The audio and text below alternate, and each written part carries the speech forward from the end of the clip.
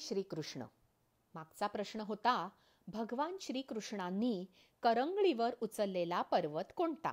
आणि उत्तर आहे गोवर्धन.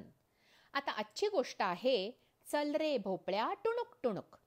एका गावात एक म्हातारी राहत होती. एकदा तिने आपल्या लेकीकडे जायचे ठरवले. तिच्या लेकीचे घर दुसऱ्या गावात होते आणि 2 गावांच्या मध्ये एक जंगल होते. एकदा म्हातारी लेकीकडे जायला निघाली. म्हातारी हळूहळू काठी टेकत टेकत रस्त्याने जात होती.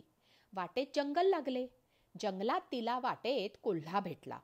कोल्हा तिला म्हणाला, थांब म्हातारे, आता तुला खातो. मी खूप दिवसापासून भुकेला आहे आणि तुझ्या रूपात मला आयती शिकार चालून आली आहे. म्हातारी धीट होती. म्हातारी कोल्ह्याला म्हणाली, मला खाऊन तुझे पोट भरणार नाही. माझ्या अंगात काय आहे? हाडं आणि कातडी. थोडे दिवस थांब, मी आता लेकीकडे चालले आहे. लेकीकडे जाते, तूप रोटी खाते, जाडजूड होते, मग तू मला खा. कोल्ह्याला म्हातारीचे बोलणे पटले.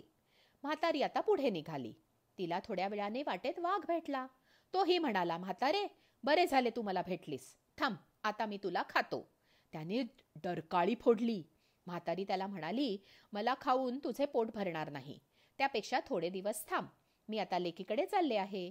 लेकीकडे जाते, तूप रोटी खाते, जाडजूड होते, मग तू मला खा. वाघाला सुद्धा तिचे म्हणणे पटले. वाघाची समजूत काढून म्हातारी पुढे निघाली. मजल दर मजल करत लेकीकडे पोचली. लेकीकडे म्हातारी मजेत राहिली. खाऊन पिऊन जाडजूड झाली. थोड्या दिवसांनी तिला वाटले की आता आपण आपल्या घरी जावे. तेव्हा तिला आठवले की वाटेत कोल्हा आणि वाघ आपली वाट बघत असतील. ते दोघे आपल्याला जाताना खाणार. तिने येताना वाटेत जे घडले ते सर्व आपल्या लेकीला सांगितले. लेकीने तिला एक भला मोठा भोपळा दिला आणि म्हातारीला म्हणाली, यात बस आणि यात बसून घरी जा. म्हातारी त्यात बसून भोपळ्याला म्हणाली, चल रे भोपळ्या टुणुक टुणुक. भोपळा रस्त्याने निघाला. वाटेत वाघाने भोपळा पाहिला. वाघाने भोपळ्याला थांबवले आणि विचारले, भोपळ्या, तुला या वाटेने जाताना कोणी म्हातारी दिसली का? आतून म्हातारी म्हणाली, कोण म्हातारी आणि कशाची म्हातारी? चल रे भोपळ्या टुणुक टुणुक. त्याबरोबर भोपळा पळू लागला. थोडे पुढे गेल्यावर वाटेत तिला कोल्हा दिसला. कोल्हा सुद्धा तिची वाट बघत होता. तो म्हणाला, भोपळ्या थांब, तू इकडे जाताना म्हातारीला पाहिलेस का? आतून म्हातारी म्हणाली, कोण म्हातारी, कशाची म्हातारी? चल रे भोपळ्या टुणुक टुणुक. पुन्हा भोपळा पळू लागला. हुशारी आणि धैर्यामुळे म्हातारी कोल्हा आणि वाघाच्या तावडीतून सुटून सुखरूप घरी पोचली.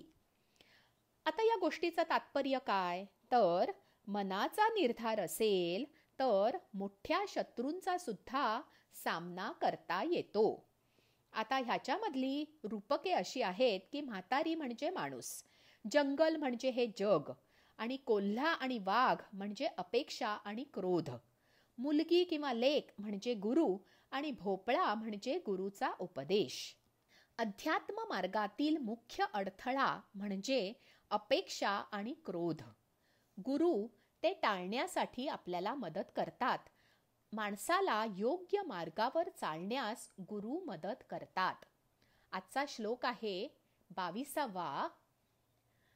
एतैर्विमुक्तः कौन्तेय तमोद्वारे स्त्रिभिर्नरः आचरत्यात्मनः श्रेयस ततो याति परांगतिम.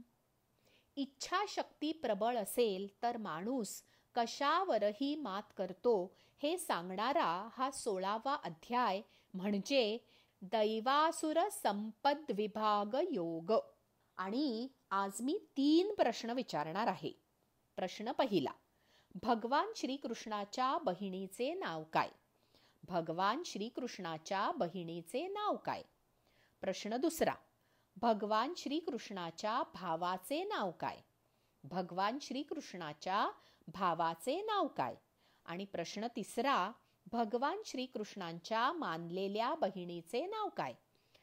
भगवान श्रीकृष्णांच्या मानलेल्या बहिणीचे नाव काय?